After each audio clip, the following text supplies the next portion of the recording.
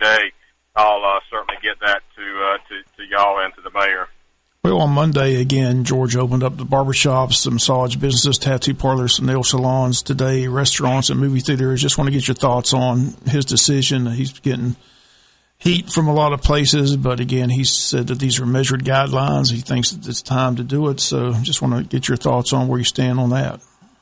Well, I would say a couple of things. Number one, I think the guidelines that he has worked with the respective boards. I do know that the Board of Cosmetology was involved in setting the guidelines for the salons and barbershops to open, and really moving forward as we begin to look to reopen our state. I think we have to remember that Governor Kemp is a small business guy at heart. He understands small businesses and the lifeblood of this state and local communities, and he's looking for ways to number one, safely and effectively reopen for business to some degree. Granted, it won't be the norm that we've had in the past, but to get folks back to work and to really, begin to move our economy a little bit. As I mentioned, he's getting heat from a lot of places, but has he mentioned that he's not making this decision by himself? He's got Dr. Toomey up there. He's got all these other people he's talking to. So he has a task force just like everybody else, right? He's not making this decision by himself. That is correct, and that's one thing I'd like for I think it's important to point out is the governor is getting lots of advice from his task force, from the professionals and the doctors that is involved in that task force and others that he is talking to. So he's not making this decision on a whim. He's using the best information that he has. We are ramping up testing sites in the state, as you previously mentioned on the newscast. So he's taken all of these factors into consideration, and also asking Georgians to take the bit of responsibility to protect yourselves as we begin to reopen our businesses. And the other thing that needs to be emphasized, and we've said it time and time again, if you don't want to go, you don't have to go. I mean, it comes down to individual choice. Just because these businesses are opening up, if you don't feel safe, you don't have to go. And that's one thing. I mean, those who are medically fragile, I think the recommendations are still to remain home, and relatives and citizens to really help out in getting groceries and the needs of those folks who are not leaving their residences. And and if you feel safe, you can go out, but take the protective measures that we've been living under now for nearly 7 weeks, and trying to combat and really fight an invisible enemy, so to speak, that we don't know where it is. As you mentioned, the identities of those who are infected are not released, and so we know that they are in the community. We know that the virus is around, and we just have to make sure that we're taking protective measures and being very cautious and going places that are beginning to open. 39 guidelines, that's a lot of guidelines, a lot of restrictions in place. My question is, who enforces those? Who makes sure that they're doing what they're supposed to be doing? Ultimately, it falls within the jurisdiction of the Department of Public Health.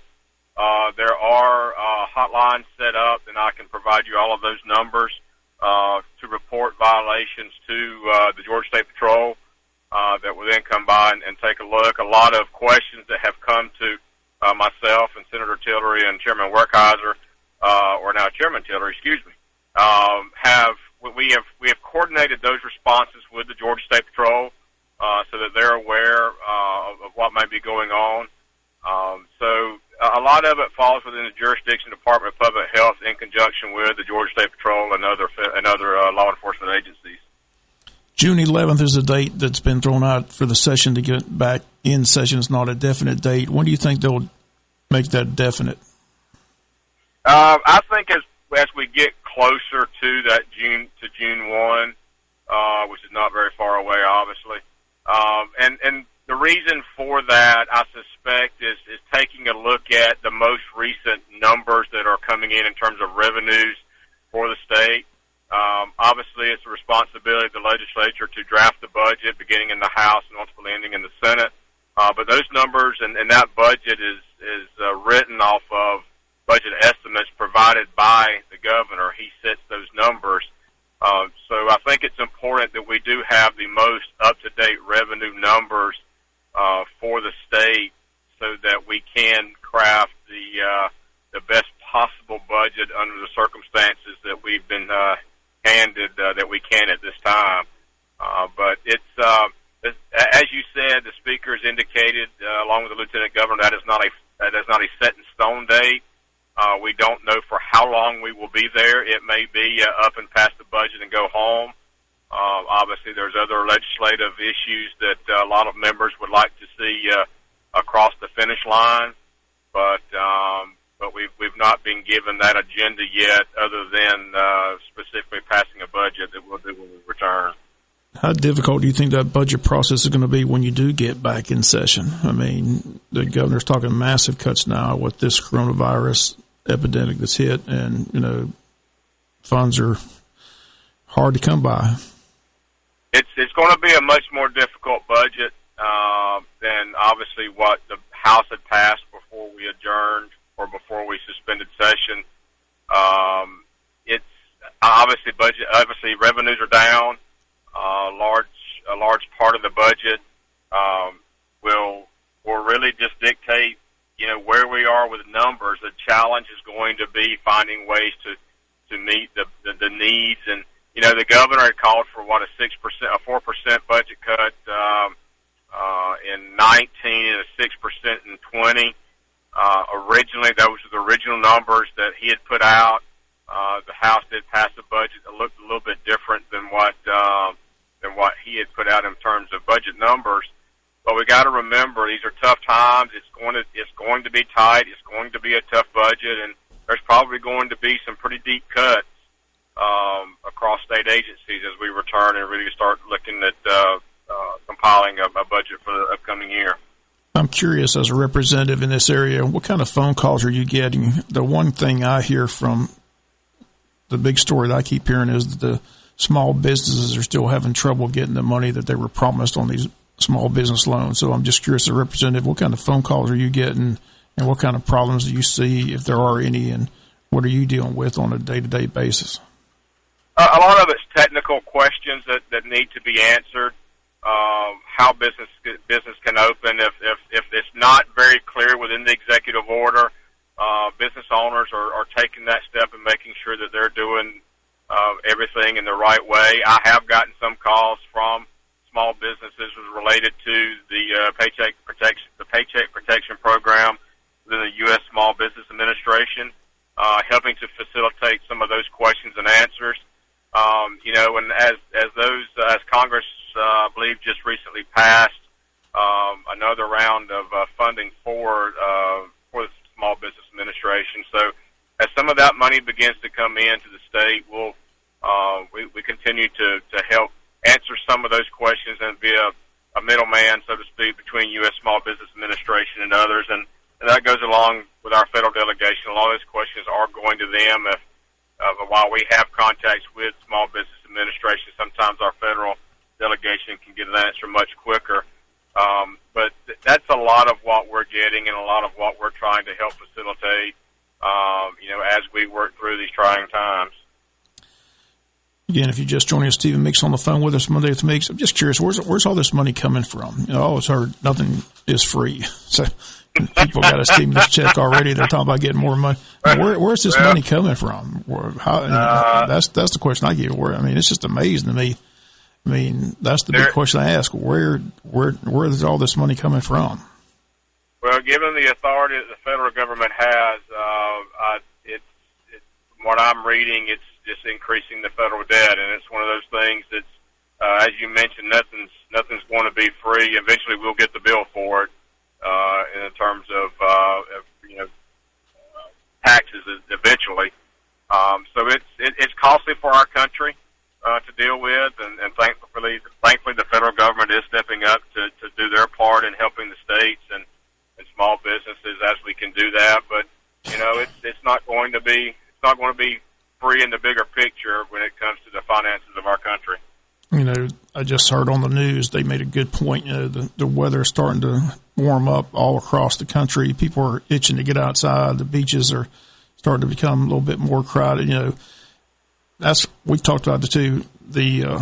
People have pretty much done what they've been asked to do: stay inside, stay at home, things like that. But there comes a point where eventually they're going to say enough's enough. What happens then? That's what I see. There's only so long you can keep people inside. I think.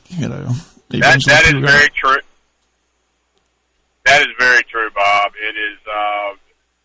Citizens of our state have done really well in following the guidelines, staying home, and working to protect yourselves and your loved ones as we go through this difficult time. But given the world in which we are used to operating, as the weather continues to warm up and we get to a season of families vacationing as we get into the summer months, folks are going to be itching to get out, and I'm hopeful that as we get to that time frame, that our positive tests and infection rates begin to decline, and we can finally see a light at the end of the tunnel for the health of our citizens in the state of Georgia. As Sunday services have been pretty much online all across the state of Georgia. I haven't seen, when did those restrictions ease up on that? I haven't seen that from the governor as of yet. I may have missed it, but do you know when that's going to take place? Within the guidelines of reopening, there were provisions put in for church services and really maintaining the 6 feet distances in between worshipers. I don't know when some specific services may reopen. I imagine that the faith-based community is really taking a look at it and their membership and their congregation to see when it is safest for them to open. So I imagine as we continue with the gradual reopening that'll be looked at on a case-by-case basis with the guidance from the governor and Department of Public Health to ensure and maintain safety of our citizens and the congregations. Well, Stephen, as I've said many times, we're pulling for the governor. Hopefully, he made a good call. We'll find out, I'm sure, in several weeks. But again, he's made this move. I think most people that own a business, we joke about it all the time. What's essential? What's not essential? If you're a small business owner, that's your livelihood. It's pretty essential to you. Right. So I still don't understand where that came from, because everybody that has a business thinks it's essential. Right. A lot of that was developed. Well, that list of critical versus non-critical was developed at a federal level. At what time and when, I don't know the answer to that. But as you said, businesses are essential to the owners, to the employees that work there, and that provides their livelihood. The one thing I will mention, today at 10 o'clock, the governor is conducting a statewide day of prayer, and invite the listeners to join in on Facebook, which will be streamed live at facebook.com/Governor Kemp.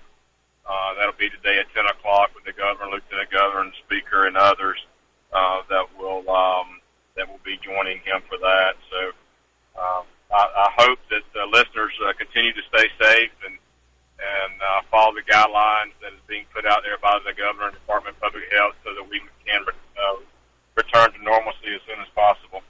One question before I let you go, Stephen. One thing I haven't seen lately, I used to see several weeks ago, they would tell when Georgia was going to hit their peak. I saw different dates thrown out there, April 21st to 23rd, something in May. Have we hit our peak yet? Where's that date? What are you hearing from Dr. Kathleen Toomey?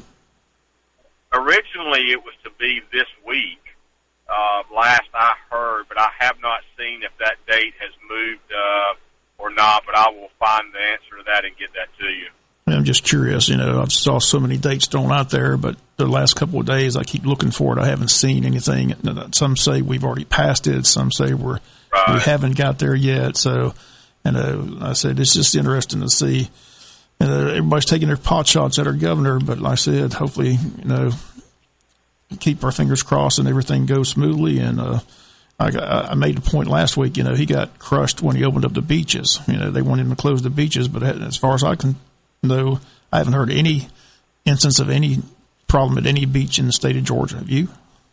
I have not either. There was a lot of concern and a lot of angst locally for the citizens and the local mayors who had made decisions to close beaches and obviously, whenever the governor's executive order came out for social distancing, it did not specifically close beaches, so it, in essence, reopened those. But I haven't heard. I've spoken to my friends on the coast who represent Glenn County and other St. Simons, and I've not heard of any specific incidences where they've had difficulty controlling crowds and really folks not obeying the social distancing and the guidelines that's been put out by the governor and Department of Public Health. Well, again, Steve, appreciate you being here. Like I said, hopefully people will follow the guidelines. Like I said, they're out there for a reason. They're out there for people's health and safety. So hopefully it'll run smoothly, and we'll look forward to talking to you again next Monday. And if we do get a definite date on the session, we'll be talking to you then. But it should be interesting when the session does reconvene on how that budget does go. One other question: do you think anything else will get done besides the budget? Get all those bills pending. I mean, what happens to all those? And one of my friends will tell me that's a good thing that they can't do much except the budget. But you make a very good point there. It may be a good thing that we're not able to get some things done.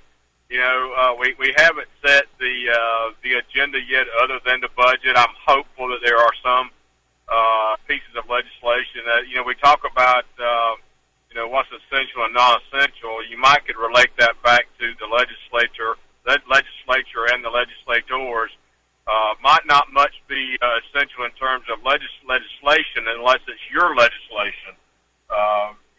So I've got things I would like to see passed, but I think it depends on how long we're there in terms of trying to get a budget completed and get it done, and what else we might can get done. But again, you're right. It may be best if we don't get a lot done. But it still remains to be seen what that looks like at this point. I understand. Again, we appreciate you being here every Monday. Mondays with Stephen Meeks. Again, stay safe, and again, we do appreciate you calling in and being here on the show. Thank you, and I apologize for being a little late in the morning getting to you, but thank you, and I hope you have a great day. No problem. Thank you. And again, those comments of Stephen Meeks here Mondays with Stephen Meeks. Again, as he mentioned, Jonathan, the budget is going to be interesting when they do get up there. And that is the only thing they have to do. They have to do it, and like I said, apparently it's going to be a long, drawn-out process because things have definitely changed since they left. I think they left on March 13th and haven't been back since. Right. But again, they're looking at June 11th, 2 days after the Georgia primary is the target date. But that, as he mentioned, and we've been emphasizing, that has not been set in stone as of yet. No definite date as of yet to when the session will return. But look forward to hearing from Blake Tillery on Tuesday, Bill Workhauser on Wednesday. He's the budget man right there in the Senate, for sure. Yeah, no doubt.